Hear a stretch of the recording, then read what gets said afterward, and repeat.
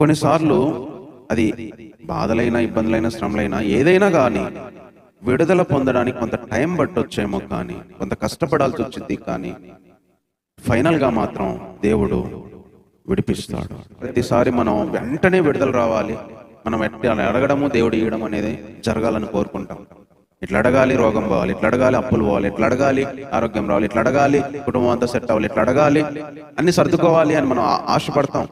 ఏ విడుదలైనా అంత ఈజీగా రాదు, దానికి చాలా కష్టపడాల్సి వచ్చింది. అయితే ఫైనల్గా మాత్రం దేవుడు విడిపిస్తాడు.